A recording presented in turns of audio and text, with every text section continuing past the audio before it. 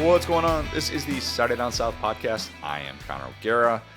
Will, one of the stranger mid-off-season assistant moves, that's a lot of caveats, you'll ever see happened on Monday. We're going to talk about Vince Marrow leaving Kentucky for Louisville, the big picture takeaways from all of that, because obviously that goes way beyond just a Kentucky tight ends coach leaving for another job. It's about the logo. It's about the program. It's about pride. It's about a lot. It's about a lot. This is one of those things that if you're just a casual college football fan, you will not necessarily follow along with the significance of it. But there are a lot of different pieces and layers to it that speak to college football as a whole right now, and the deterioration of that relationship that I think is worth talking about, and why we're going to be talking about it today. Plus, we're going to have Kristi Dosh is going to join us, and we're going to break down a lot of different house settlement stuff, because obviously that was huge news on Friday. Kristi works for Forbes. She has a book that just came out related to all things NIL. So we're going to talk about what that means with the College Sports Commission serving as the new enforcement agency for college sports. So we're going to have a lot of different stuff there. If you're coming here with questions, hopefully we'll be able to answer those for you. And then we're going to close with Lad of the Week. But first, got to talk to you about our friends at Dabble. Will, NBA playoffs obviously have been appointment viewing by the time that people are listening to this, depending on when you're listening to this, because this is dropping later Wednesday afternoon. That's the plan. Maybe people are going to know the results of Game 3. Game 2, watched it from my in-laws in Indianapolis. They got a hot tub a few months ago. They've got the outdoor TV set up. It was great, minus the fact that the Pacers were getting, bludgeoned. But the best place you could be mentally, you're with your friends and family, you're in a hot tub, you've already won game 1. You're not going to sweep them on the road. So, hey, you got your one. It was really nice. It was really nice. If you are not watching these games with a vantage point of relaxation and you would like to be able to get in on the game, Dabble is going to be the place to do it. It is one of the newest and best apps in the DFS space. They've wasted no time making a name for themselves. Dabble's social function is second to none, and they offer a wide variety of sports for making picks. As I mentioned, that includes NBA playoffs. We've got MLB going on. Use promo code SDS2 when you sign up today to receive $25 in bonus cash. No deposit required. Again, that is promo code SDS2 for $25 in bonus cash, courtesy of the good folks at Dabble. Will, Vince Marrow's move says just a ton about Mark Stoops and college football, I think. Kentucky losing a tight ends coach is not national news, but the longest tenured SEC coach losing an assistant that's been with him since day one, and doing so in June for the program's biggest rival, national news. Confirmed. Yep. Correct? Incorrect? I'm not, blowing this out of proportion just because obviously I feel like I know the Kentucky program pretty well. Kentucky's been pretty good to me. Mm-hmm. And I have a lot of, obviously, like I've talked about how my brother and sister-in-law live there. I'm not blowing this out of proportion from that standpoint by talking about this today, am I? No, and not to just sit here and list our Kentucky bona fides, but I've talked to you before about how I have a close family friend who's a big Kentucky fan. I have found myself in a Kentucky group chat somehow, and I'm seeing a lot of deep fried Mark Stoops, locked in memes, motivated. So yeah, I think while Kentucky can just kind of be any program, though. That's the thing. For football, it's like this could be your program. So I think it's a good canvas for sure. If that group chat is not titled Pony Up, it should be. Just saying. Mm-hmm. Vince Marrow leaving Kentucky for Louisville to be Jeff Brom's first general manager is really, really significant. It is a position that suits his skill set a lot.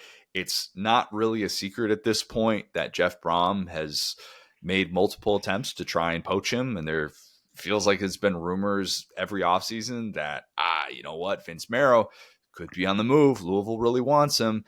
Those two played together in the XFL in Orlando back in 2001. Of course. Yeah, who could forget that? I was not living here at the time, but needless to say, I would have had season tickets to that. They did not grow up together, though, like Mark Stoops and Marrow did in Youngstown. going to high school together. We're talking about two guys that have known each other for 4 decades. Okay. So this isn't even just day one at Kentucky type stuff. And while they have only worked together the last 12 years, this was also Stoops' first hire at Kentucky. And the guy that he said, yes, I need him in my corner. Vince Marrow has been Stoops' right-hand man forever, and he has had no shortage of teams, not just Louisville, but others who have tried to poach him, and he has been loyal at every single turn.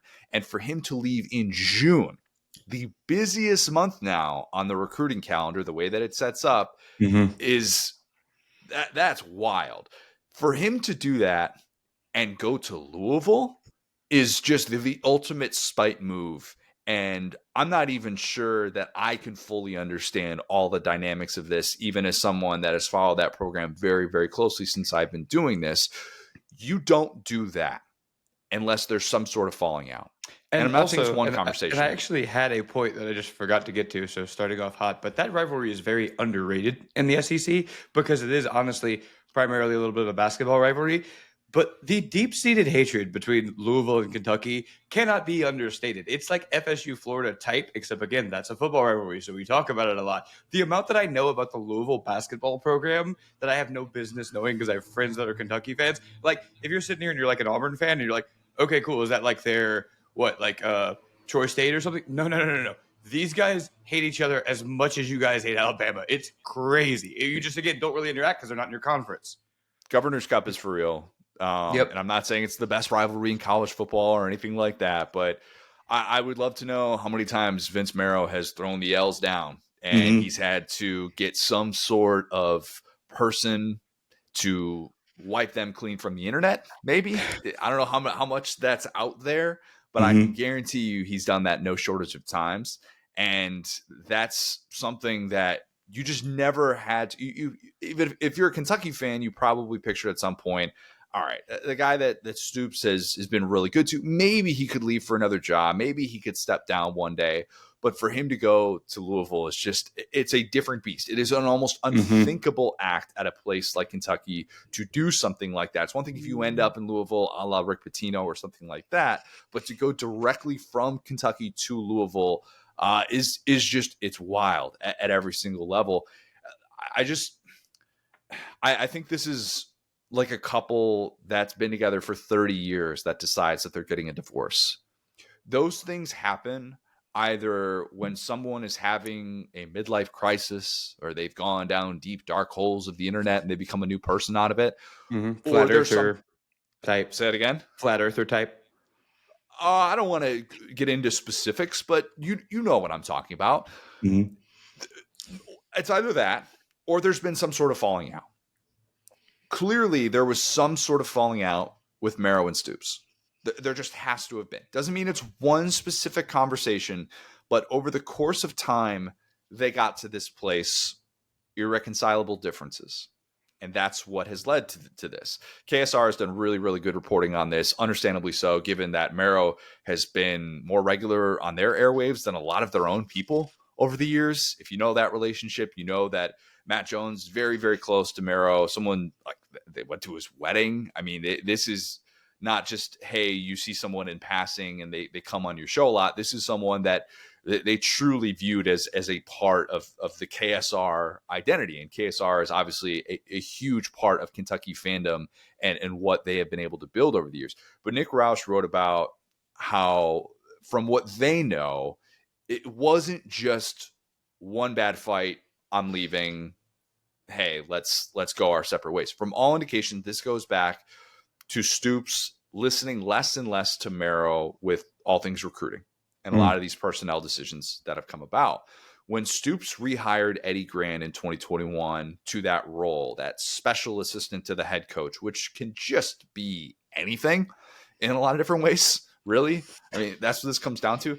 Apparently, Marrow and Gran butted heads, which, kind of to be expected to a certain extent. It's not that Marrow wasn't valued by Kentucky because that's what the money's for. Dude was making $1.3 million last year. And if you think, you know what, that's kind of standard, assistant coaches in the SEC, making $1 million, not crazy. 16th richest contract among SEC assistants. More importantly, all 15 guys that are SEC assistants ranked ahead of him, some sort of coordinator title. Right. Vince Marrow didn't have that. Okay. That is the most money that any non-coordinator assistant in the SEC was making. And it is a ton of money. Most of those guys, I would assume, are play callers too. Like, because you're not just going to hire a no-name There's coordinator. a few in there that aren't. Kyle Okay. Flood is one Right. who isn't, but obviously the work that he's done, Texas offensive line, Texas ground game, somebody that's really, really respected. But I think there's a couple who aren't necessarily primary play callers, but you're right. It's like 12 or 13 of those guys, I think at least, that's part of their duties as, as play callers, even if they have to defer to someone, like a Charlie Weiss Jr. or somebody that's in there and he's got to defer to Lane Kiffin, but he is considered a play caller at Ole Miss. But that's telling. It's really, really telling. And it is just a lot of money for someone whose top title is tight ends coach. But if you know Marrow, you know that his duties, as we always talk about, duties more important than title. His duties went way, way beyond that. He put out a ton of fires internally. He found diamond in the rough recruits like Benny Snell and Lynn Bowden. I know he was a huge part of getting Wan'Dale Robinson to come back to Kentucky. Very much a part of what allowed Kentucky to establish the identity that they established in the late part of the 2010s. My brother, who is in real estate in Lexington, used to tell me that Marrow could do exactly what he does because he was so good at keeping relationships and building trust. And you know this space as well, Will. That's such a huge part of establishing a network in real estate, and not just, you're going to schmooze everyone that walks in, but truly feeling like, all right, this is someone that I want to help me buy a home. This is someone that I want in my corner making a big time decision. And so with Marrow, that included someone like Wan'Dale Robinson, who famously was a blue chip recruit in the state of Kentucky. He dropped his Kentucky commitment. He ends up going to Nebraska. Didn't like his role at Nebraska. Marrow plays this big role in being able to get him back to the Bluegrass State, which, look, I would argue Wan'Dale Robinson then becomes Kentucky's best player of the 2020s. Maybe you could point to Will Levis and say he was impactful as well. I think Wan'Dale was the best Kentucky player of the 2020s. I think some of the backs probably would have an argument there, but like just in terms of impact. No, of the 2020s. Of the 2020s. I see what you're saying. Yeah. At his position, for sure. That's the thing. The impact he made from that position is like almost, it's Randall Cobb-esque. Yeah, I would still, if we're talking entire Stoops era, and I think KSR did something on this as well, but I would still put Benny Snell, I'd put Lynn Bowden, I'd put Josh Allen, the linebacker Josh Allen. Yeah. I'd still put those three guys ahead of Wan'Dale because it was only 1 year, but still really, really important. And that's why he became such a trusted member of that Kentucky staff. He was the glue. Kentucky is now without its glue guy. You could look back on the last 3 years of Kentucky football and go, wait a minute. Kentucky hasn't really had a whole lot of glue, and it's had 3 consecutive disappointing seasons. UK is 7-17 against SEC competition in the last 3 years. And by the way, those last 3 years, if you go back to September of 22 when this all started, Kentucky was a top 10 team. People forget that. Yep. Since Stoops signed that extension in November of 2022, it was the day before that Vanderbilt game that they had at home in the snow. Kentucky since then is 6-17 against Power 5 competition, with 2 home losses to Vandy, including one the day after that deal. In that stretch, Kentucky's lost 8 games by 3 scores or more. So they've lost more games by 3 scores or more than they have wins against Power Conference competition. That's bad. That's really bad. So you could look up and go, wait a minute. What do you mean? How valuable was Vince Marrow if Kentucky struggled that way? Like, this guy wasn't really that important. Maybe he's not really going to make a difference on wins and losses as much this year. Kentucky is I love that you described him as the glue. I think that's a great point, because it's like a guy like that can, if you have like an average meal, spice it up, make it a little bit classy, 3-4 star meal. But one man can't make a football team win unless it's like a head coach, right? And so he kind of was doing everything he could with the ingredients he was given, but there's only but so many 3 stars that are actually 4 or 5 stars. And it just changes the way that you recruit. Yep. It changes the way that you recruit now with how transfer reliant you can become. And if you are not going to always have the head coach's ear, that sort of, what's the word that I'm looking for? That resentment can build. It can really build you if you feel like you're not being heard, even if you are, but it's just not necessarily being valued in the same sort of way. And that's tougher when the results reflect that. And look, Kentucky has lacked star power for much of the 2020s. And as Adam Luck had pointed out, Marrow's hit rate on recruits has not been great post Wandale Robinson. And I get it, that's a transfer portal recruit, so it's a little bit different. Is that because Stoops hasn't given Marrow total autonomy in recruiting? Is that because Kentucky hasn't been as high school focused with recruiting and it's using the portal more, which might not exactly be Marrow's wheelhouse? That will depend on who you ask. Okay. I'm not going to sit here and pretend that I have answers to that, but pretty much anybody that you ask will tell you that regardless of whether this makes a difference in the wins and losses column for Stoops in 2025, it is still such a bad look for Mark Stoops. Terrible, terrible look. I've talked about the beginning of the end of the Stoops era a lot over the course of the last, year plus. So I really don't want to repeat myself today. I will say that this move, more than even Stoops nearly getting the Texas A&M job, is the ultimate sign of bad vibes in Lexington. Just the ultimate sign. If Marrow thought Stoops was about to turn it around and this is going to be a how do you like me now, Toby Keith season, he's not leaving. And he's not leaving in June. Okay? And he's not going to Louisville. He's not going to Louisville. And Louisville, we know that I'm high on. I'm predicting the playoff. I have them going to the playoff this year. They got a really good roster. It's a pretty good situation to walk into. And if you like the head coach, which he clearly does with Jeff Brom, good sell. It's a good sell. And it's also pretty vindictive that, by the way, Kentucky doesn't even get any sort of kickback because the poach fee, yes, it should be called poach fee, not a buyout. The poach fee would have only existed if Marrow had taken an on-field role elsewhere, but because he's taking this general manager position and not being a position coach or coordinator or something like that, then Louisville doesn't have to give Kentucky anything, which is another tough pill to swallow. You're not even getting $500 grand. I think we could say a couple of things here, and this is the one thing I will say that's a little bit negative about Marrow. Like, that's a spite move. There's just no other way 100%. To really slice that. You could go a billion places and not do it just like that. You could take an on-field role and not do it like that. That is two examples now of it's a little bit of a spite move. Yes, 100%. You cannot convince me otherwise. I don't think there's a single Kentucky fan that's going, you know what, it's just kind of coincidence that it worked out that way. No. This is a spite move. Let us call it what it is. Add fuel to the fire to that rivalry. This will certainly do that. And Vince Marrow clearly knows spite. Okay, he just does. We can't ever totally rule out, given Stoops' track record, that this is just going to be a disastrous year. But we can't rule out the idea that he's going to win like 8 games or something like that, and people are going to be like, wow, look at Kentucky, they're winning a few of these games that they're not supposed to. That's always going to be on the table as long as Stoops is employed. Okay, I acknowledge that.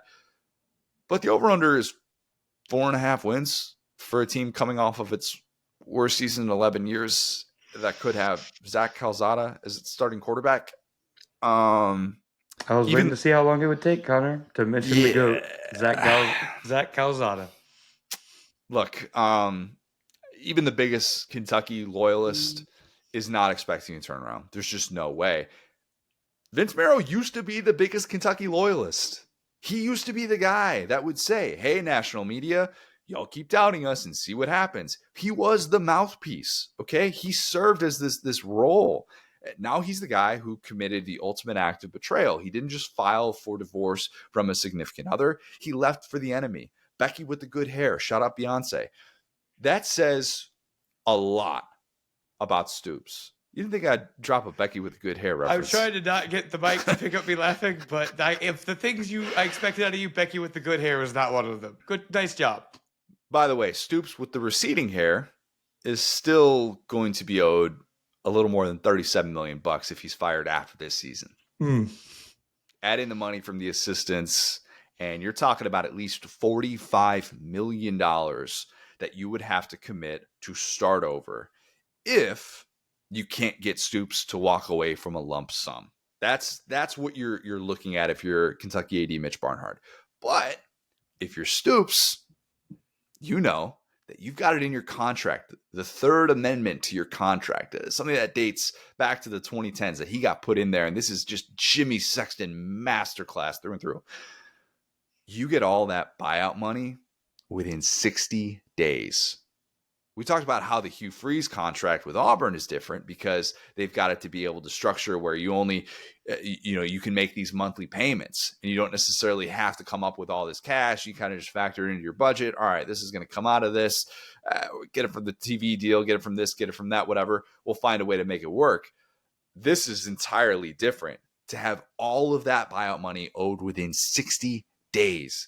I overlooked that when we reviewed the worst contracts in college football. I admit, hand up, I messed that up. I did not know the 60 days part in the way that I should have. I think with that in there, I'd put it at the number 3 worst contract in college football right now behind Lincoln Riley and Mike Norvell. I think it's that bad. When you have that to factor in and you can't just make these monthly payments, that is rough. That is a wild 180 for something that we talked about a lot. What used to be arguably the best contract in the sport. I don't know that you sit there, if you're Kentucky, and wait a couple of years for it to be a buyout like $20 million instead of $37 million, because that is still a lot of money at a time when athletic departments are trying to get more creative than ever with their budgets. It doesn't mean that coaches aren't getting fired anymore. Okay. So let's not pretend that that's going to be the case and we're never going to see 8-figure buyouts paid. No. That's we're still going to see that. Okay. Brace for yourself. There are a lot of people in college football that are bracing for that possibility after 2025. Okay. And that the market is certainly going to dictate it more than it did this past season when we did not have a single buyout of 8 figures paid to a head coach. Okay. That's the pendulum will swing back the other way. Trust me when I say that. It's just another thing that you have to consider.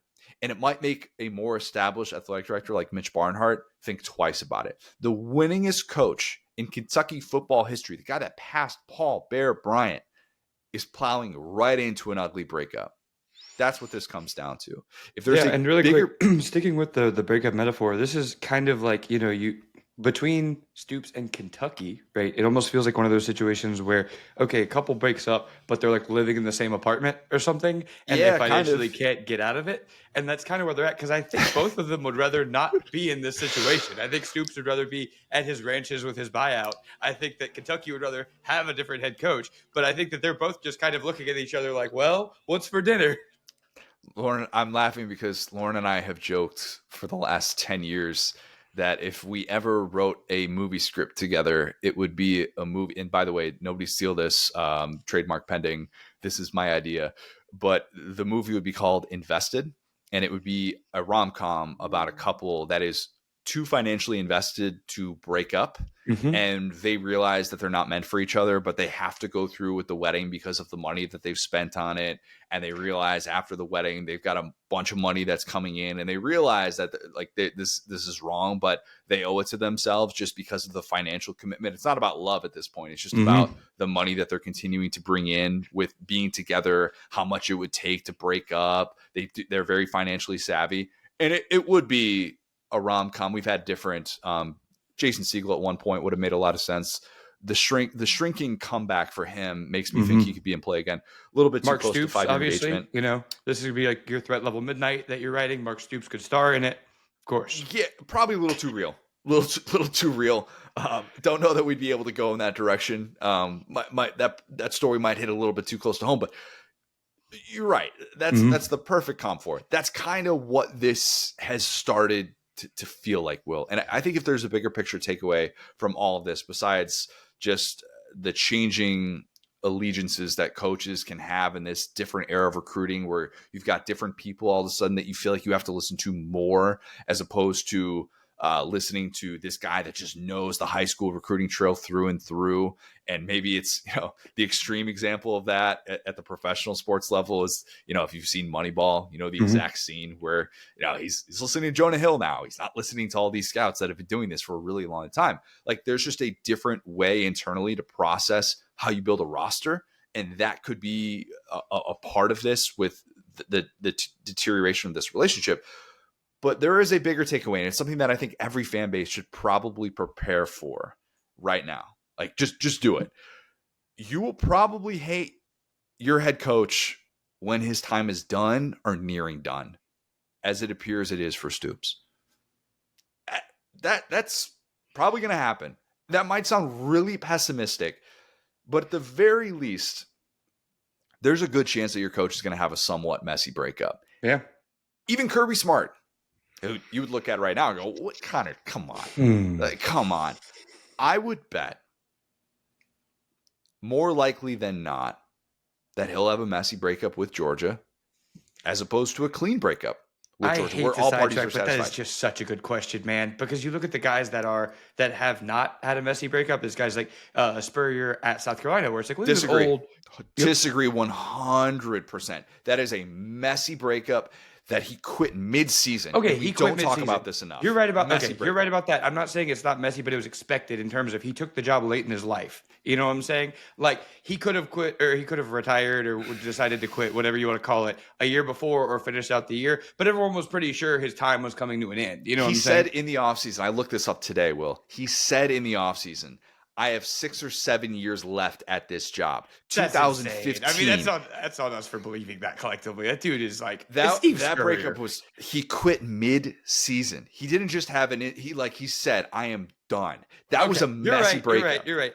The mid-season part of it is messy. I'm talking about guys that have gotten jobs late in their careers. Guy like Bill Snyder coming back type, where it's like, okay, this is like I'm older. I'm not here for like another 30 years, right? If Spurrier said that, I mean, I guess like I said, that's on us. But like Saban obviously retired, I think in like a pretty nice way. I think Saban, good breakup at Alabama. Yes, greatest coach of all time, right? And so like that's the thing. If you do that, and again, like ended on the loss, technically all this different stuff, but he made his own path, which is very rare. But I say that to say Kirby is such a very interesting one because he's a Georgia alum. He got the job when he was really young. He has nowhere to go. Like that's the thing. There's no riding off into the sunset for like 20 years of Kirby's coaching career. There's no like I'm going to go hang out on my ranch, because we kind of saw Urban Meyer try to do that and it didn't work. He got antsy and then things got worse for him. You know.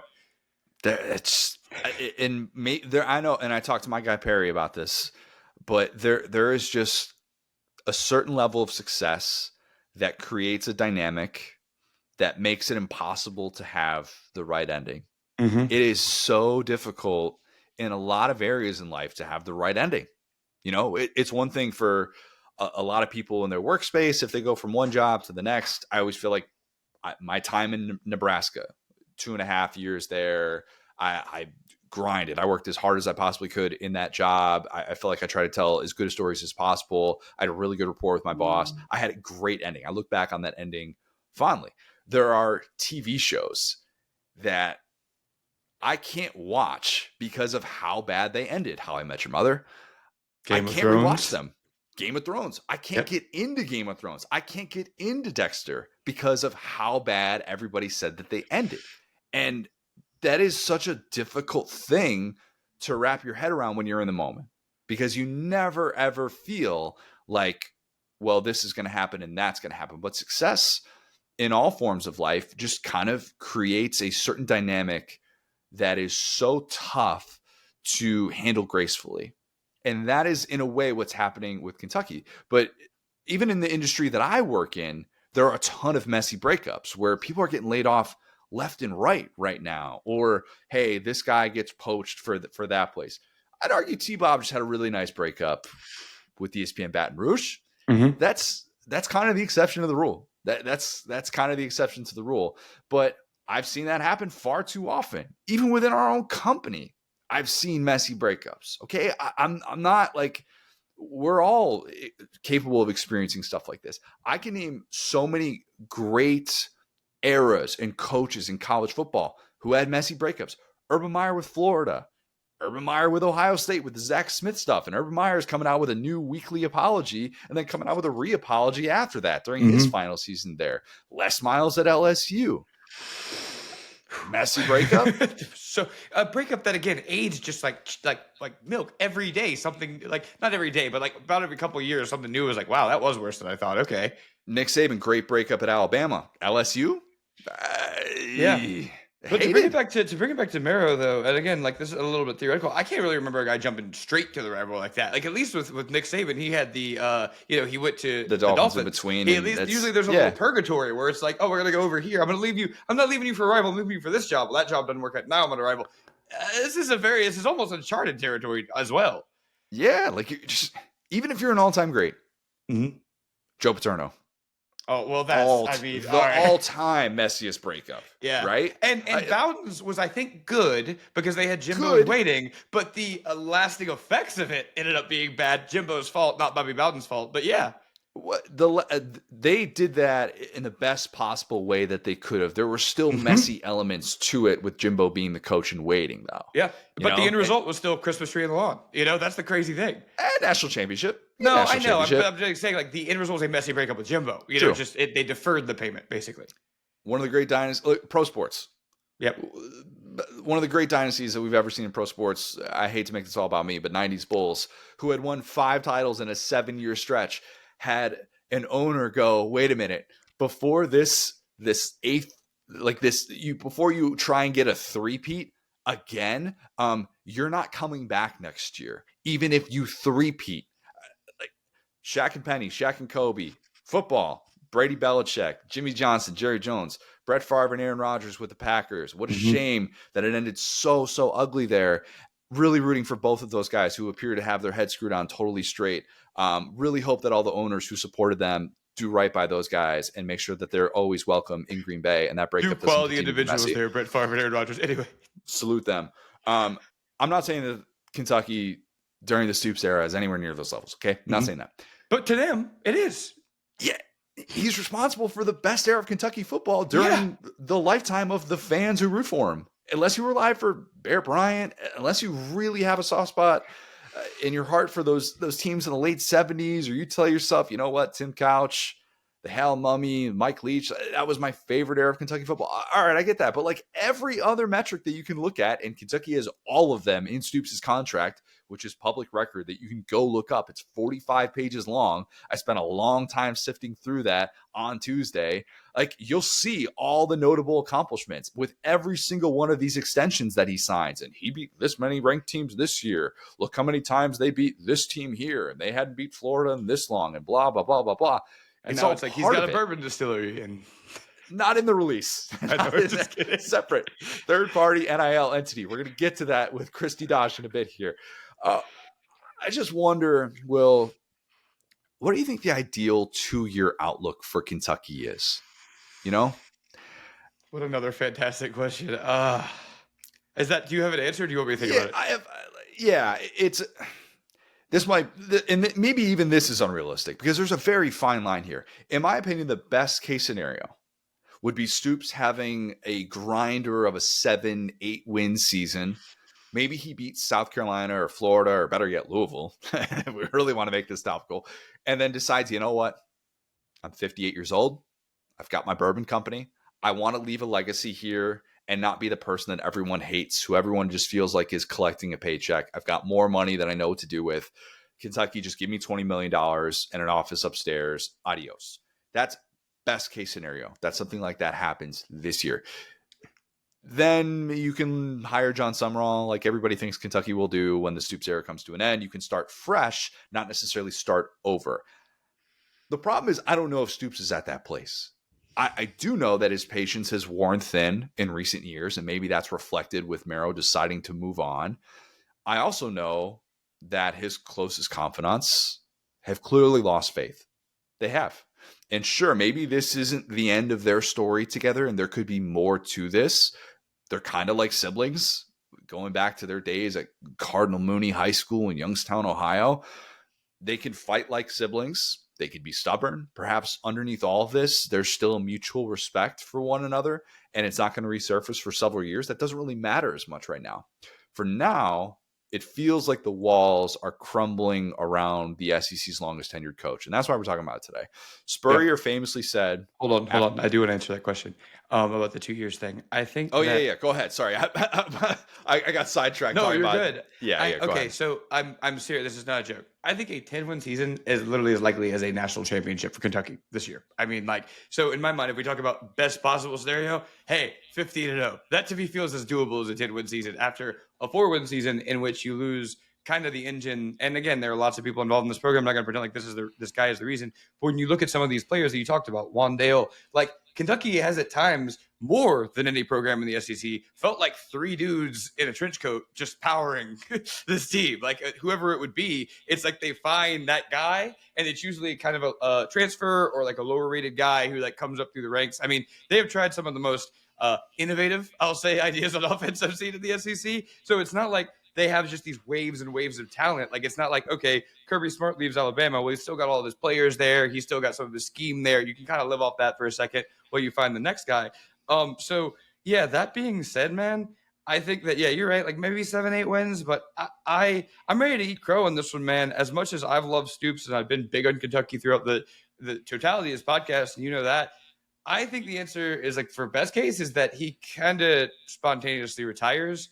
And I mean, this part of it's a little bit of a joke. If I was Kentucky, I would call Coach O and be like, get him to start hanging out with Stoops and tell him how awesome the retired life is. Because the thing is, something like that type of settlement, I think would be kind of perfect for them, where it's like, hey, I still have some football left to coach technically, but we know it's not going to work here. I'm going to agree to part of my buyout, but we're going to shake hands and go our separate ways as opposed to them. I think avoiding a messy breakup is the best case scenario for Kentucky. So best case scenario is just taking it on the chin again and being in the SEC basement and winning 4 games. I think so, man. I mean, maybe 5-6 games, but is that going to make you happy? Or you feel good about that, to kicking it down the road another year?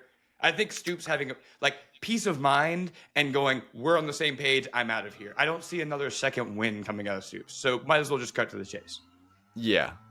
Stoops losing that competitive juice and waking up and realizing this is no longer for me, and I'd rather get $20 million to walk away as opposed to the $9 million per year that I will get to That's do the dream this. scenario, because they're going to have to move on regardless. And honestly, man, let's say they win 8-10 games. That's kind of a nightmare, because now you're in like Les Miles getting carried off the field territory, where it's like, uh-oh, this guy might, now we got to deal with this 2 or 3 years in the future. We might need to get him some type of extension. Legacy's complicated, man. Like if you get fired from a job, it is really hard to be able to, as we got somebody, of course they're doing mowing lawn, leaf blower, something like that going on in the background. Apologies if you can hear that. If you get fired, it's very hard to truly feel like you left the legacy that you wanted. Mm-hmm. There are very few head coaches that you could point to. Mark Richt would be one of them, where you could legitimately say that guy got fired and we still have great appreciation for him. He's so cool, man. He won at Miami and then kind of like just faded off ACC Network. But what a goat. What a goat.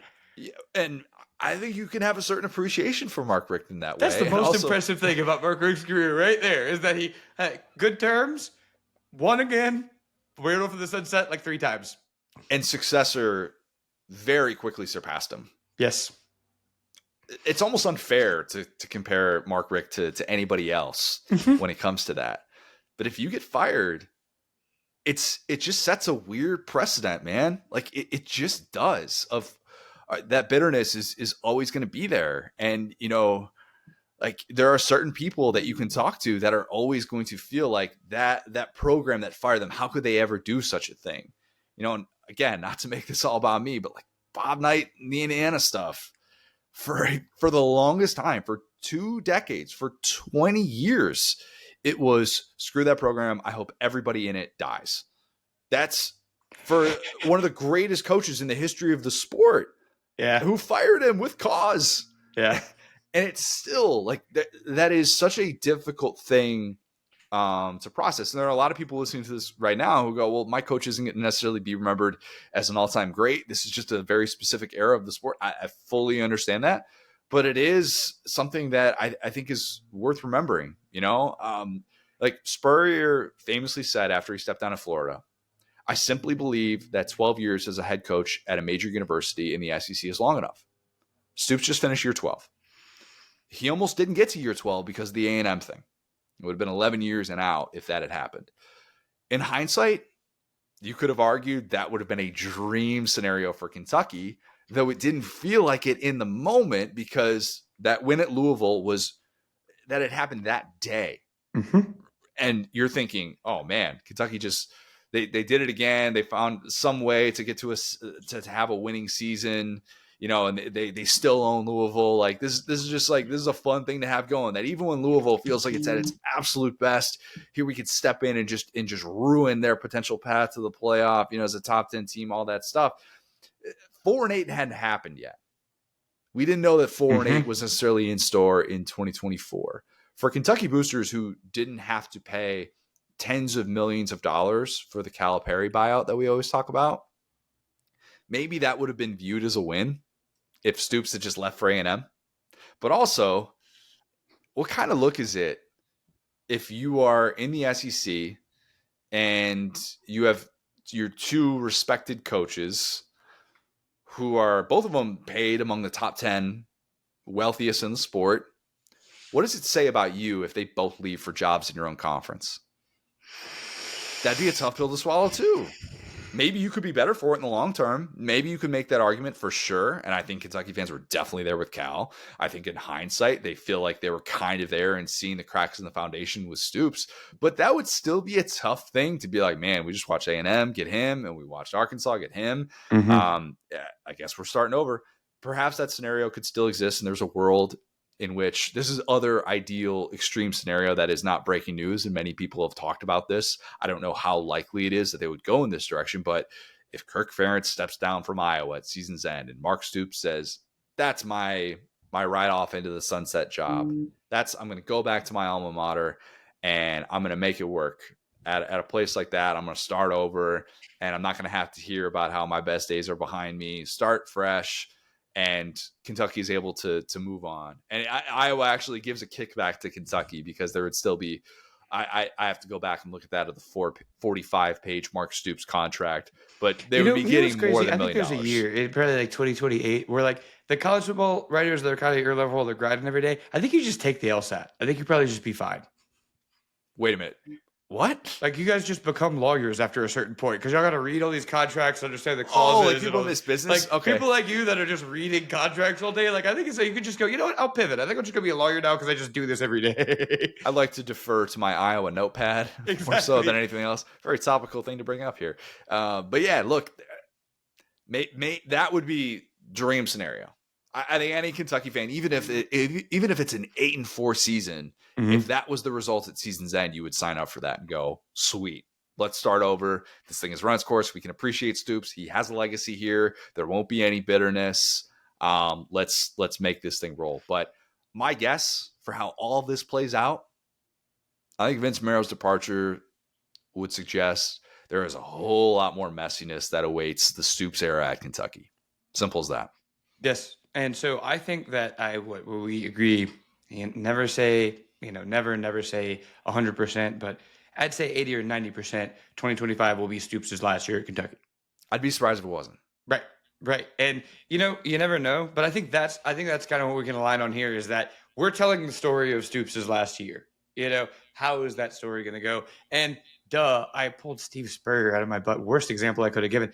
Kentucky. I didn't like that example. You're so right. That was such a horrible example. Kentucky has this example. Connor, it's Rich Brooks. I'm stupid. Like that's exact thing that I was talking about with Spurrier. Joker Phillips, coach and waiting. Yes, Like their practice field is named Richard Carey Brooks Field. Like they're cool with him. Like I didn't have to look outside. That was in 2009, so I was like not quite in. I was like in high school at that point, so I didn't really follow the particulars of the Rich Brooks deal. Forgive me, but point being, like I think that's the key is that just like, hey, all right, like when they brought in, what was it, like Robert Dunder or whatever? It's like, all right, buddy, get out the door, have a great day. Let's not have any fights on the way out. Because the thing about Stoops is he is motivated. He is a fighter, but I think it's a detriment at this point because we're in an adapt or die society. He's like too locked in. Right? Like he needs to listen to Jonah Hill. He needs to not say, how do you like me now? It's more like, how do you like us now? Because obviously the personality or the aura that is Mark Stoops is not enough to get players in the door to win SEC football games by himself. It's not like, okay, you're Urban Meyer or Kirby Smart where you can just put the show on the road and we have a floor. So hopefully this is a year of introspection, for Mark Stoops, because I'm a 30-year-old gentleman. I can't give Mark Stoops any advice, but I think that's a quality we all need to learn in life, is our kind of place in this world, and that no one is bigger than reality. And I think that's the reality that Stoops is going to have to learn over the course of this season. And for everyone involved, kind of like the inverse of the A&M thing, right? For Kentucky, Stoops going to A&M would have been awesome. For Stoops and for A&M, I think we can see now that wouldn't have been great, right? And so point being, I think that we're just telling the story. I think that's the thing we've now linked up on. And that's how I want everyone to view this Kentucky season is Stoops going to go quietly into the night? Is he going to be, chill and say, I'm trying to preserve my leg? He should get a statue. I mean, he should get a statue. It gets complicated if the breakup is messy. But that's what I'm saying. He needs that should be his goal for this year. Preserve the statue. Don't have a fiery news conference where you're talking about money. Don't call it your rivals. Don't call it your administration. Don't just have a great, I hate to say eat your crow, but you're here and you're not going to be, I don't think, very good. So how you handle that adversity is what your legacy is going to be. I think it's that simple.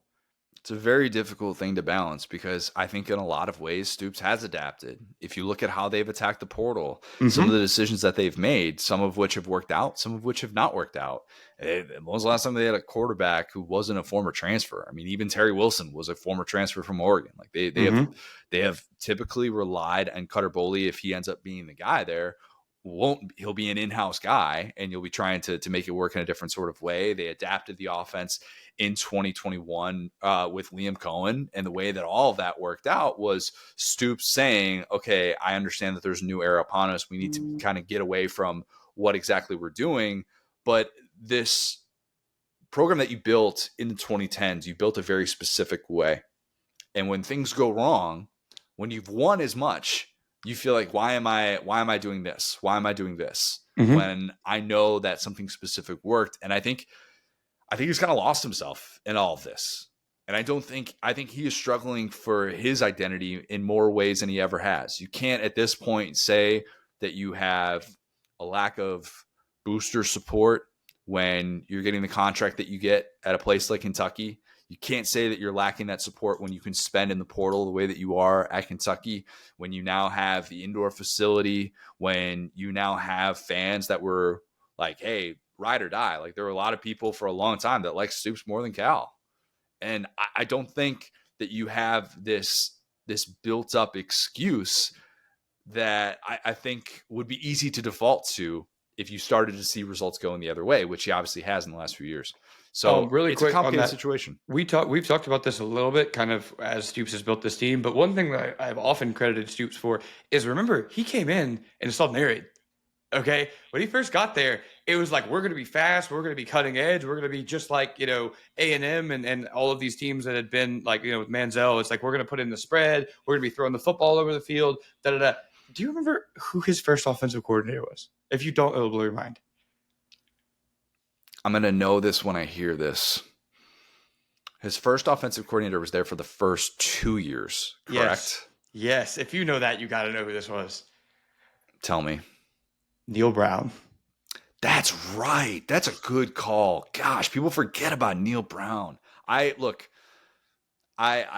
for whatever I always forget that as the part of the Stoops era because of how bad they were for those first few years and how much of a struggle it was to get anything going offensively, really up until 2016.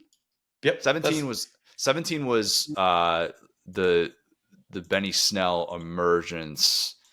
Or I guess 16, he started to be really good as a true freshman, and then 17, they started to take off a little bit more. Yeah, they were like they had set the floor at that point. So that's the thing. It's like they've kind of gone in reverse where they hired, DJ Elliott and Neil Brown and were slinging the ball around the yard, and that didn't work. And then they went old school. They went ground and pound, and that was their adaptation. And so I was like, where do you go now? Like, they've kind of gone pro style. They've changed it up a little bit too much. So I do want to say, when Stoops initially got this job, he was very much an adapt guy. And I think that once you get comfy in a spot, you just I don't want to call him not an adapter over his 12 years because he's adapted almost better than any coach I've seen with the tools he's been given. But these last couple of years, it's almost been too much adaptation, not building a foundation, ripping the Band-Aid off too quickly and not letting stuff grow. If you have 3 consecutive disappointing seasons in the SEC, you're usually fired. Mm-hmm. This is not most jobs. This is so unique. Yep. If you have 4 consecutive disappointing seasons in the SEC, I tend to think you're gone. I tend to think those people who are just tired of coming to home games, who are paying big bucks, are tired of seeing that. And I think that they would move on. I do. And I truly think that they'd be willing to pay that buyout if they weren't. And I don't get it twisted. I absolutely 100% think they would sit down with Stoops and say, look, we got to move on. We would like to preserve your legacy, but this thing has gone stale. Can we work this out? If not, we're going to pay this. I think it's a little bit like what UNC dealt with Mac Brown. I think there's definitely a part of that. And Mac Brown was like, no, you're going to have to fire me. There could be some of that with Stoops. Messy breakup. Mm-hmm. That's what it would be. Fascinating, though. Be really, really interesting. And I think for those who follow this sport closely, eyebrows went up when you saw that Vince Marrow move on Monday. All right, let's kick it to Kristi Dosh. I know a ton of people have questions about the news that we got last week. And while I certainly have my fair share of thoughts on this subject, many of which you have already heard, I thought it'd be better to address this with someone who writes for Forbes, worked at ESPN, as I mentioned, just wrote a book about navigating the NIL space for athletes, teaches as an adjunct professor at Florida, so knows just a ton about NIL. So I think that'll definitely come across in this interview. So here is Kristi Dosh. I'm now excited to be joined by a very special guest. It is Kristi Dosh, the author of the Athletes NIL Playbook, which you can order right now. A surprise early release for that. Very, very timely with the huge, massive news that we got on Friday with the House settlement. Kristi, I want to get into all things House settlement, College Sports Commission, the future of college athletics, all that stuff. But let's start with a big picture question here that I think a lot of people have. Colleges now being able to pay athletes directly obviously is huge, huge news.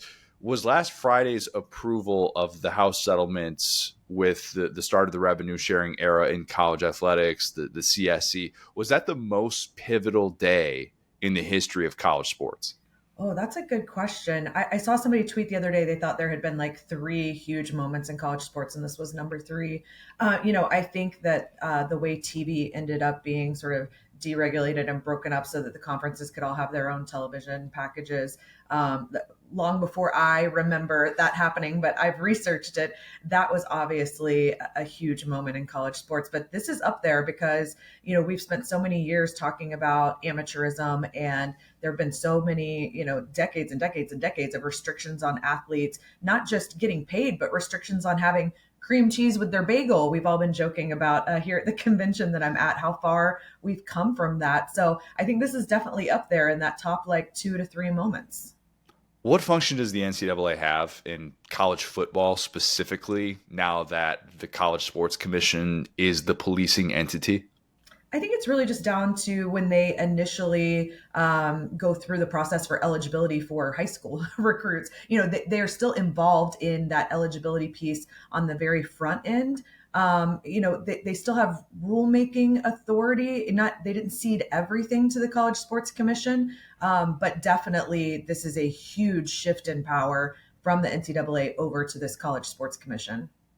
One of the things that we went back and forth on Twitter is how the CSC states that all third-party NIL deals that are above $600 have to be cleared by Deloitte Clearinghouse, who will determine if the deal uses fair market value, which I put in air quotes because my question is it fair market value just whatever someone is willing to pay you for a service?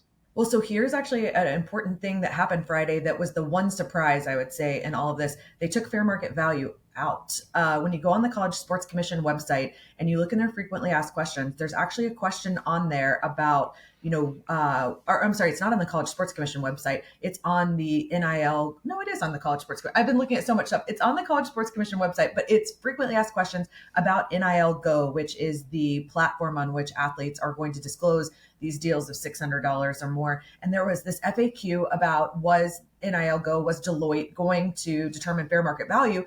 And they said, no, we are going to determine a reasonable range of compensation. And so I'm right now in Orlando at this athletic directors convention. And one of the conversations we've all been having, in the lobby at night is is there a difference between fair market value and reasonable range of compensation? And why did they choose to change it? What do they think they're protecting themselves from by this word change? And I don't know the answer to that, but yes, they will be determining for associated entities, so boosters, donors, anyone with a close tie to the university. They're going to be looking at those deals more closely to ensure that they meet this reasonable range of compensation that's going to be based on a number of factors.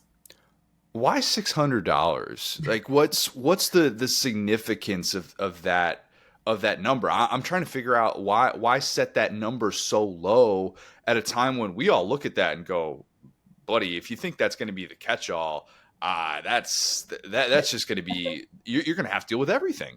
That's such a low threshold. And I've had a lot of folks tweeting me and asking, well, why don't you just do a bunch of $599 deals? It's because they're going to consider deals between the same parties in the aggregate. So if it's the collective doing a deal with an athlete, they can't do 599 deals and avoid having to go through this clearinghouse. They're going to consider that in the aggregate. It's going to have to go through the clearinghouse. It also means a lot of brand NIL deals are going to have to get disclosed because they're over $600, but they won't be subject to that reasonable range of compensation review as long as that business isn't some sort of sponsor or donor of the athletic department. If, say, you're a female athlete and you're doing a deal with Dove body wash, unlikely that they're a sponsor of your athletic department or that the owner is a big donor of your university. So you'll have to disclose it and put it in this portal, but that deal won't be reviewed for that reasonable range of compensation. Do you think athletes are aware that they need to get their NIL deals cleared if they're above $600? Because that feels like, oh my gosh, we're all of a sudden being tasked to do something in the middle of summer that I'm not sure that it seems like everybody is going to have all their ducks in a row ready to go with that type of documentation ready. So yesterday I texted and DM'd a bunch of athletes I knew who are all at Power 4 institutions, and they're all high earners who I expect will have to file deals with this clearinghouse. And what I asked them first was, have you ever heard of NIL Go? Because that's the name of the platform where you're going to have to submit these. And when this came out Friday, it said you had to start submitting deals as of June 7th, which was Saturday. But then later they came back and said, well, actually, the platform won't be ready until the 11th. So it's like you have to disclose deals that happen from the 7th on, but you can't start disclosing till the 11th. And you only have 5 days to disclose them. So I sent this text and asked them, have you heard of NIL Go? I sent it to about 12 of them. Not one of them had heard of NIL Go. When I then said, well, that's the clearinghouse where you're going to have to submit deals of $600 or more, one of the 12 came back to me and said, oh, I did know we were going to have to start doing that.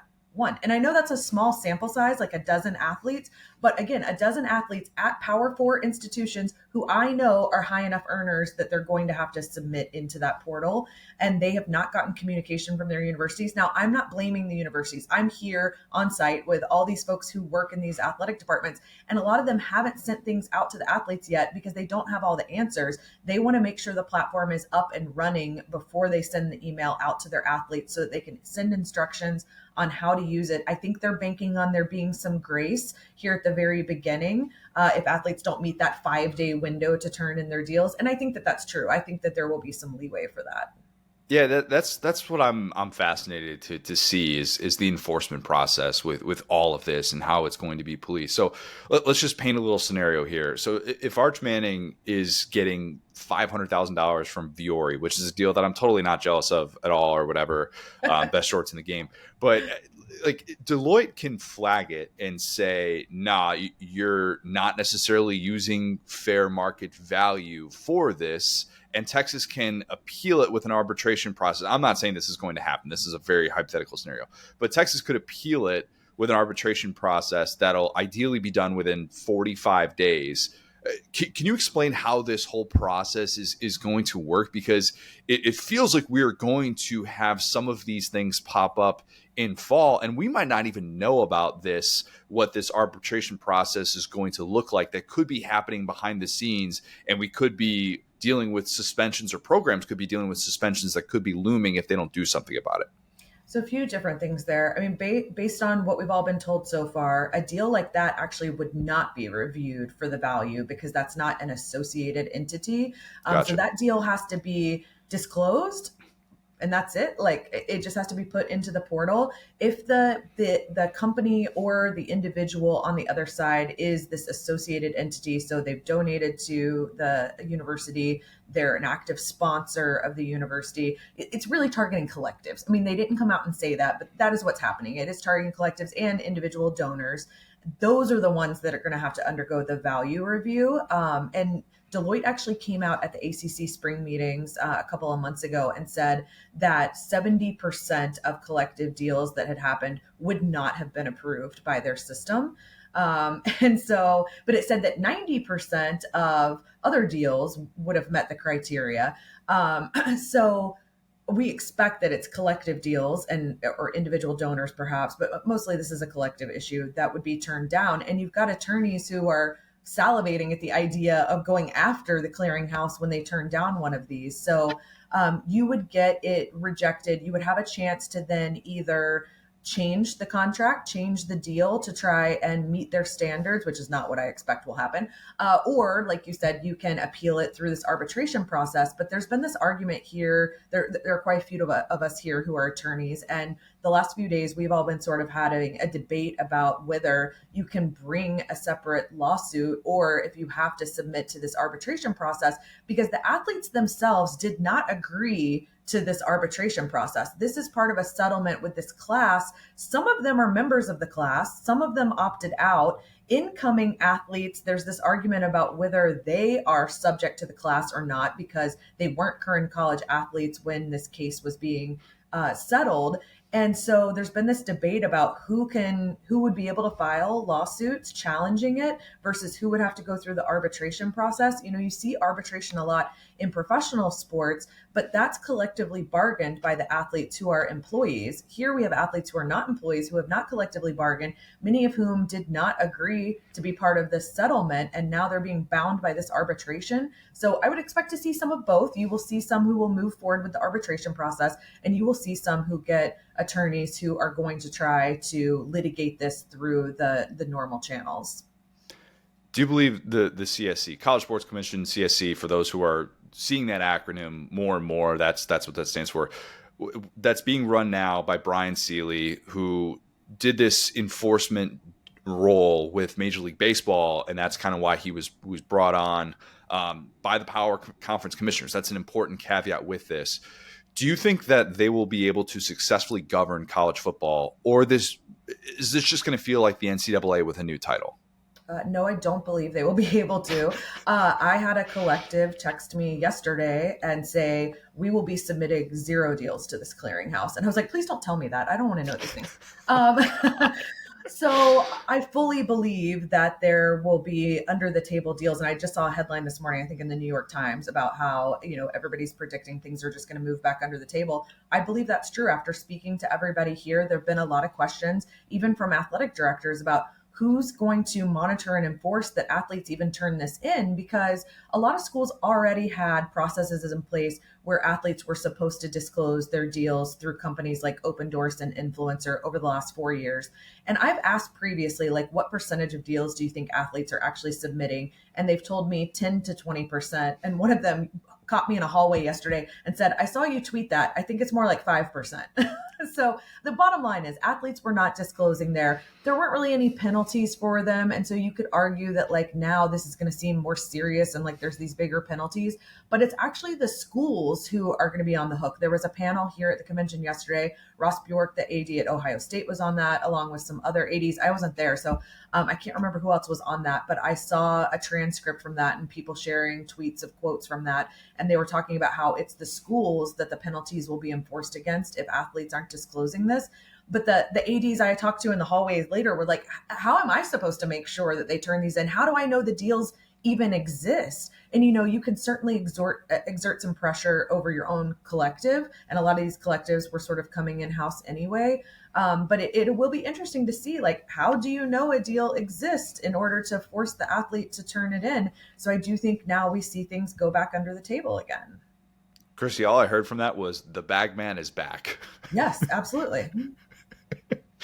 There are student athlete organizations like athletes.org, but there's not a true collectively bargained union right now in college sports, in part because the NCAA has opposed student athletes, whatever you want to call them, as employees for so long. By the end of this 2020s decade, do you think athletes will become employees? Ooh, I do think it's going to happen. In fact, I was just on a panel a few weeks ago with Darren Heitner, an attorney that's very active in this space. We were in Pittsburgh in front of the Bar Association there, so it was all lawyers. And he said, I don't get why universities continue to oppose this, because it would actually be better for them at this stage of the game, because it's the only way they're going to get the kind of guardrails that they're looking for. And I had that conversation actually with a couple of folks here yesterday who work more on the athlete side. It was like, look, this system is better for the athletes. Like, the athletes at this point should stop wanting to be employees and collectively bargain, because they've got it better right now. If they became employees and collectively bargain, there would be some restrictions in place that we don't have now. There could even be some caps in place, even more than what we see now with this new revenue sharing cap. And the revenue sharing cap is subject to a potential antitrust lawsuit anyway. I expect that could be coming any day now. So actually, universities would be better if they decided to move forward with this employment model. I've always sort of wondered what it would look like if Congress allowed for non-employees to collectively bargain. The issue is you have to be an employee in order to collectively bargain. So we can't get collective bargaining without athletes becoming employees. And there are things about being employees I don't think the athletes are going to like about how that's going to work and what that's going to look like.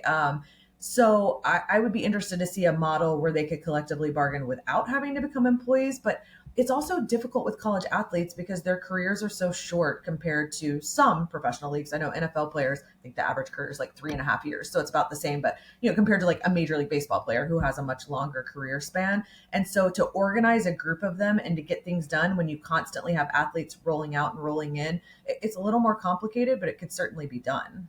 Yeah, then it gets complicated with the high school aspect of it. When do you officially join the union? If you're a high school recruit that gets a certain amount of money to be able to go to a school, then are you doctored in even though you're still, taking high school classes? It gets really complicated. It absolutely does. And I expect it to continue to get more complicated as these talks with Congress continue to progress here. Do you expect the revenue sharing model to put group of five programs, at least in college football, at an even greater disadvantage compared to the power conferences? Maybe not. I mean, I'm interested to see how it plays out, because now we've got these new roster limits that are greatly going to reduce the size of rosters. I saw an article the other day, and I think there was one Power Four program that had 150 athletes on their roster. There was another one that had 180. Now they're going to have to get down to 105. So where are all those athletes going to go? So actually, I think you're going to see where the Power Four had been sort of hoarding all this talent because they could have these enormous rosters with walk-ons. Now those are going to have to shrink down. And I think you're going to see some of that talent disperse, sort of a trickle down effect there. So we'll see how that plays out. But I think that it could actually be better. Last one for you. And I think we've seen some of this already play out a little bit, places like Tennessee with the talent fee. But what will change about the fan experience with this new revenue sharing era in college sports? I've seen quite a few schools that are implementing some sort of fee like that, or they're just going up on season tickets to generate more revenue.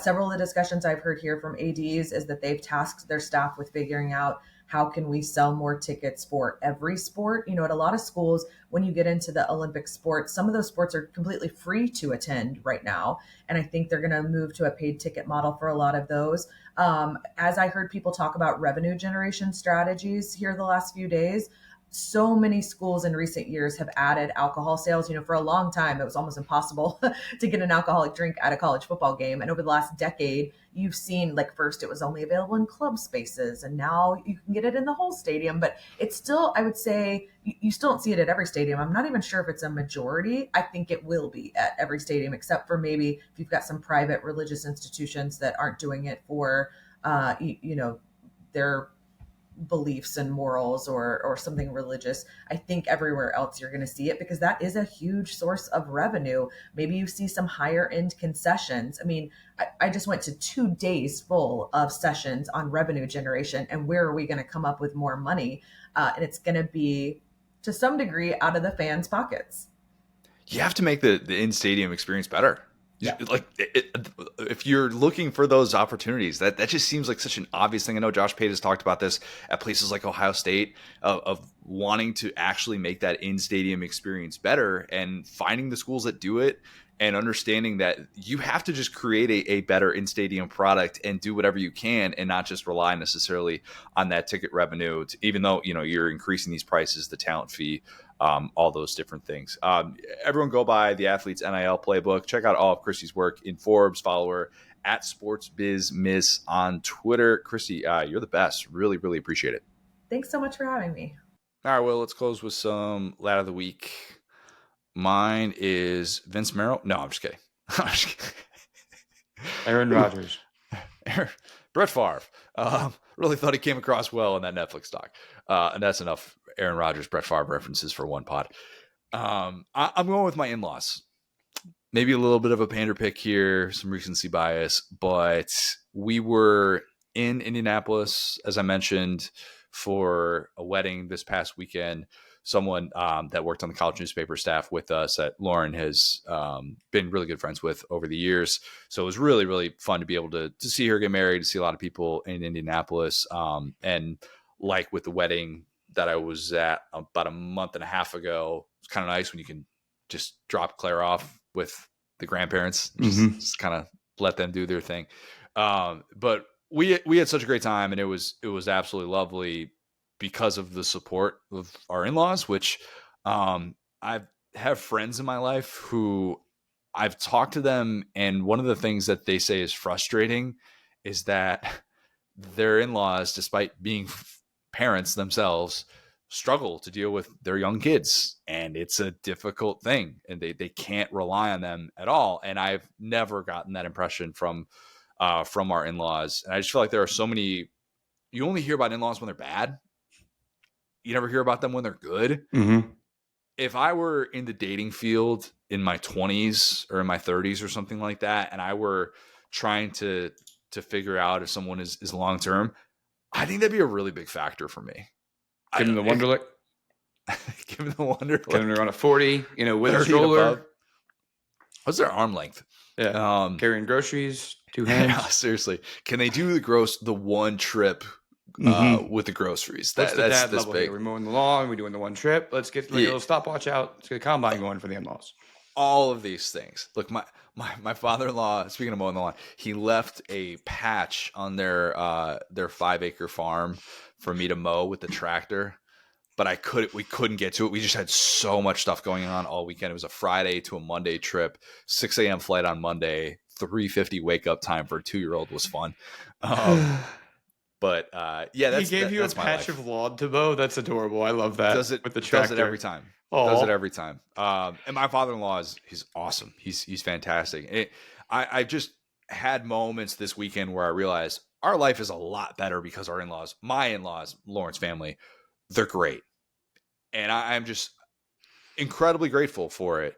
Even just like some of the things that they do really impress me, where we woke up or I shouldn't say Claire woke us up at about 6:15 after this wedding that we were at on Saturday night.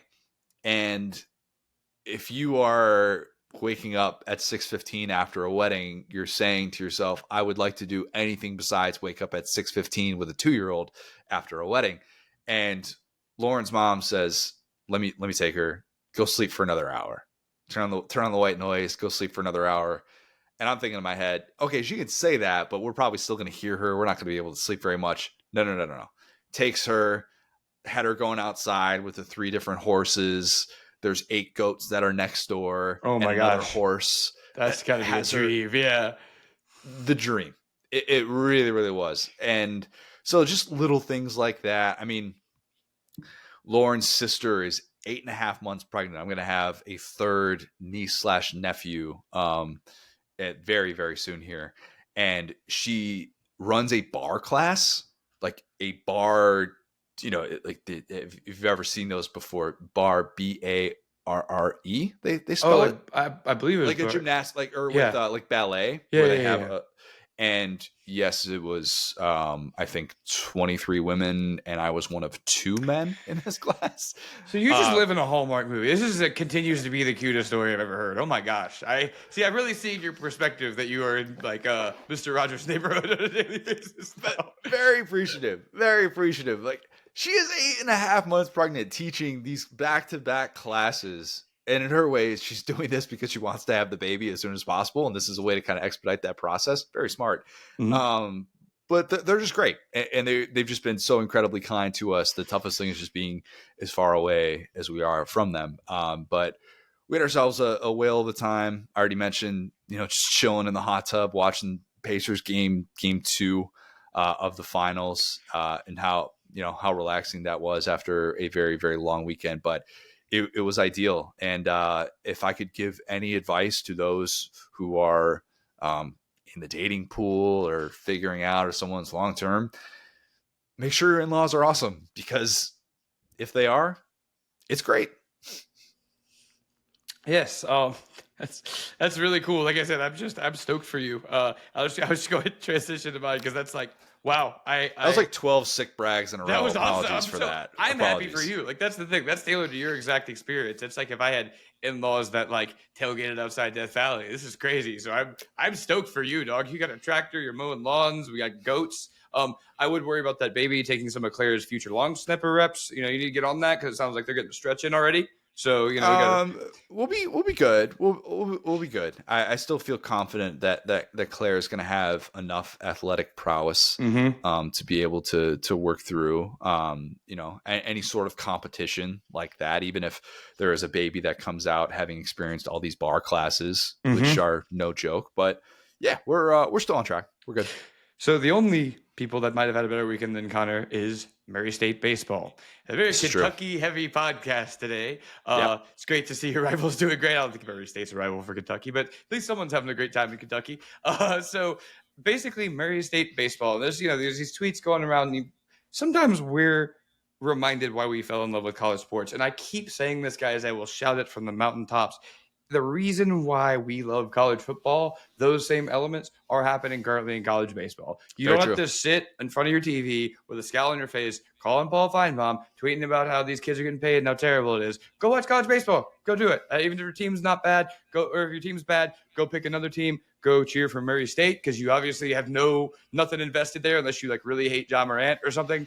And so, point being, this is a team that has seen more success in this last couple of weeks than ever before, right? They had made a couple of regionals. Obviously, they had never hosted, they're in the Missouri Valley Conference now. They were in the OVC. And like, that's kind of the cool thing about college baseball is these teams, there are really kind of no mid-majors in college baseball. Like, we've seen teams like Cal State Fullerton do well, but I want to be clear that Murray State is not one of these teams.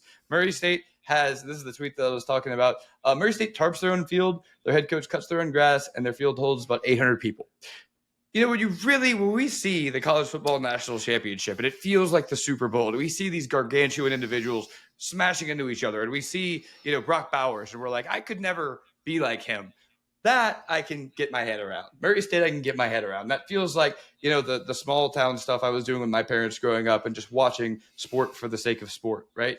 And so in this last series, the postseason for Murray State, they have had kind of every type of game. And I don't know, if you've watched, like, kind of having a rooting interest in college baseball, there are these wild, just stinker games where your pitching just implodes in a way that doesn't really happen in the major leagues. And you have to just shower well, as Ole Miss often says, and get over it. And they've had these games on either side. They beat Duke by 10 runs. They lost to Ole Miss by 11 runs. Having to come to the office today after a win and not get too high, or a loss like that and not get too low, to lose the first game against Duke, beat them by 10 runs, and then win a 1-run game is a type of grit and toughness that we often, sing songs about. Like, this is mythology right here. And so, who's to say how they'll do in Omaha, but I think they've already done enough to get some spotlight on Murray, Kentucky, and the racers up there, the racers. So I just want to shout out to them. And again,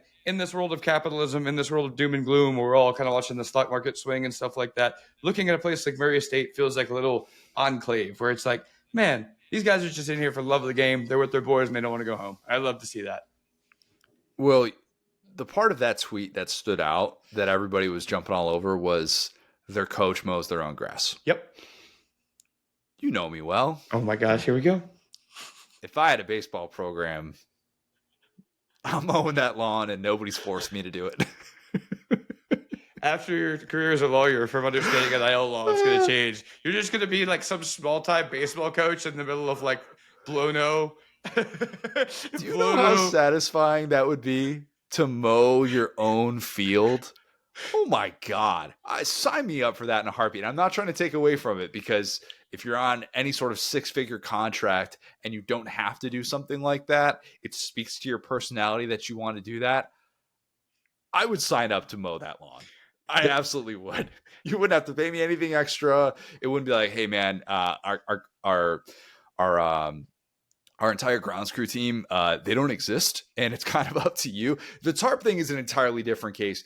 The pulling of the tarp is a very underrated thing. For those who have worked in minor league baseball, the pulling of the tarp is a very labor-intensive, unique thing that everybody dreads.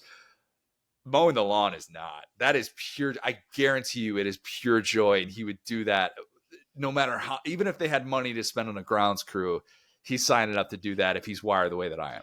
Connor, I'm seeing it right now. It's clear as day. You're doing some. You're like 50-something years old. You're on ABC. You're doing some hit. You mispronounce some Pacific Islander's name. You go, oh, I beefed that up, and then you just go, you know what? I've had enough of this. You disappear off the grid. You delete all your social media. You pop up 6 months later in the middle of Blow-no in Illinois, and you're just some like high school or small time college baseball coach. You're just mowing the lawn, listening to some country music, and you're just like, I've done it. This is my Vienna. I'm here.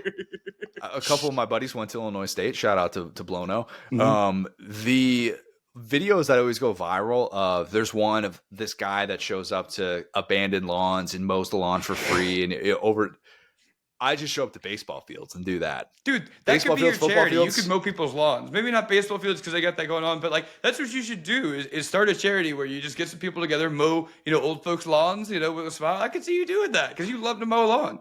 Except no cameras. I don't want any. This is not for content. This actually isn't charity. It's selfishly for my own enjoyment. You got to get the tarp that Kirby Smart had when they were calling plays up when you're mowing the lawn. They can't see your tactics. They can't see that playbook. You got to keep that close to the vest. I will do this for free for you. I have one condition. If you pull out your phone, I'm leaving. I'm not on TikTok. I'm not on email. Do not reach me. I show up when I show up. That's the dream for you, dude. Yeah. I'm like Batman, but I'll mow your lawn for you. High school football team, JV baseball team, whatever. I will be there, and I will just show up to the places that need it. Just nothing on social media. That is my retirement plan right there. We just laid it out. That's perfect. Basic line of the week. Oh gosh, good stuff. Yeah, it's College World Series this weekend. Murray State is like what, plus 4,000 or something like that. Never say never. Never say never. As you can see, I have Pacific Islanders on the brain because LSU's playing Arkansas, and I'm not excited about that. So I got to get out of this bracket before I worry about what they got going on.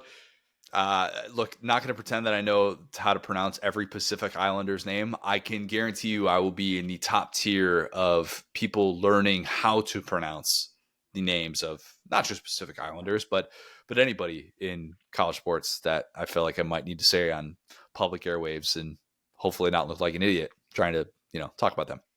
All right, well, that's pod. Please leave us a 5-star review. Subscribe to our YouTube channel where you can watch every single episode of Saturday Down South podcast. Get involved with the folks at Dabble. Again, use that promo code SDS2. Get $25 in bonus cash, no deposit required. Please follow us on Twitter at the SDS Pod, at Set Down South, at CJ Guerra, at Go So Hard. Thanks, guys. Talk soon.